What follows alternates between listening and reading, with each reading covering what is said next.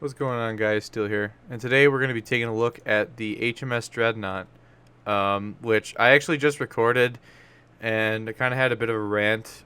And I know that they did just announce the changes to the economy and stuff, and they did change the reward multipliers. So I'm gonna kind of slightly redo this video, rather than it being redundant and wrong, because it was actually wrong. The rant that I had was wrong. Actually, no, there was a little bit of truth to it, but most of what I was saying was just flat out wrong. Um, but I'm gonna reiterate slash rearrange how I said it, so it's actually a little bit more correct. Because again, these changes and stuff aren't out, so we don't know. So they did make it seem pretty appealing, in terms of cost for a lot of ships. I just realized I totally had wasted half the time I spent to get a Telio Regolo, but that's besides the point.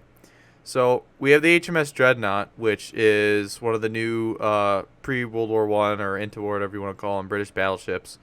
It's a battleship. I'm not going to go over it too much. It's got big guns, heavy armor, terrible mobility, and it lacks anti-air because obviously before World War One, aircraft really weren't meant for military purposes, and it wasn't really a big concern. But obviously in World War Two, which is what War Thunder is kind of centered around, at least for the first 4 or 5 tiers, should be taken into account. Now it does have torpedoes, which is a different feature of Dreadnought compared to some other battleships, but this video isn't really going to be about the Dreadnought too much, particularly because I don't know too much about Navy vessels, history-wise, and it's pretty much all here, so you guys can go read it. It did actually ram a German submarine in 1915, so it is the only battleship slash Dreadnought with confirmed submarine kill. So that's one interesting little tidbit, but I'm gonna rephrase what I said in the recording that I am not going to put up on YouTube, because again it was flat out wrong, sort of. These ships, albeit they are changing how Naval's reward and research is going to work, the entire economy of Naval is going to change. I'm coming from the opinion of somebody who played the beta of Naval, or the alpha or whatever, had my progress reset to then only grind it again, for where nobody played. It takes forever to get a game. You make jack shit from even a hard carry, like I did with the Frachia during the recent, what was it, the summer event is what the reward was for.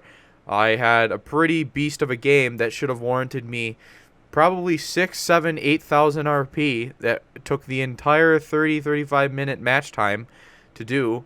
And simply because I lost, I still wouldn't have made jack shit, but I made only 2.5 to 3,000 RP with a premium on a premium account. So the rewards of Naval are garbage. I'm coming from somebody who has literally dragged his feet through the mud of Naval, and I don't particularly enjoy it that much. When I go play World of Warships, though, I want to play War Thunder Naval because it is gameplay-wise, for some reason, just a little bit more appealing to what naval vessels are. However, it's just simply not worth it to play. So, given the economy changes, I hope it's worth playing. I hope people actually decide to play naval. And the bad taste in my mouth that I think a lot of other players have about naval doesn't hurt the game mode. So we'll just have to see how it works, and that's just pretty much how I wanted to rephrase it, instead of me just kind of just confirming something that was totally wrong. I don't know what to think, and I said this in the scrapped recording, but I'm gonna say it again. I don't know what to think about ships like HMS Dreadnought before they even come to the game, when Naval itself is going to be reworked massively.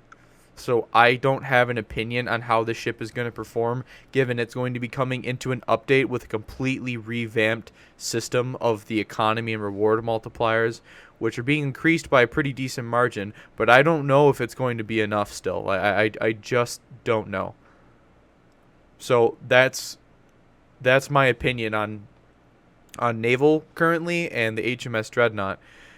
I don't know what's going to happen, but I can't, considering I don't have good historical knowledge on these things, and I'm not just going to read word for word of the Devblog because that just makes for a boring video. I am not sure what to think when it's just not in the same meta as what we've been dealing with. So anything naval related today comes out again, I'm most likely not going to do a video on it. As a matter of fact, I may actually just avoid naval devblogs, depending on how interesting or disinteresting or interesting they are. I mean, HMS Dreadnought it's the Dreadnought. It is what the ships were named after. You know, it's a staple of naval warfare of the early 1900s, and I think that it is a pretty important battleship. But in game, these things are World War I ships that were made for a war that in War Thunder is not happening. It's just simply not happening. So again, I just wanted to make my opinion a little bit more clear, because I did take a look at the fleet economy changes, and while everything does universally seem to be getting cheaper and more tier appropriate considering how power creep naval is right now, I still think we're going to have problems between boats and destroyers like we did when they first added destroyers, rather than destroyers and cruisers and battleships. I don't know. I've played enough naval to understand what the game mode is and how it is right now, but I don't know how it's going to be in the update. So again, I just don't know. I don't want to be insanely wrong and make myself look like an idiot and waste 10 minutes on a video that was completely wrong. So that's pretty much all I can say. There's nothing else more to say until the update goes, or the dev server. When the dev server comes out and we get to look at reward multipliers and stuff, albeit the dev server does have increased rewards, or like I think it's like 5 times RP or something, I don't know. But we'll just have to see. We'll have to look at it once it's in game. But just staring at a dev blog of the HMS Dreadnought, I have no idea what it entails. So that's pretty much it from me. I hope this video kind of makes sense to everyone. And considering what the 10-minute garbage I would have uploaded beforehand would have been. So yeah. Anyways, guys, that's pretty much it for me. I'll put the link to the dev blog in the description. And as always, I'm Steel Wolf, and I'll see you all next time.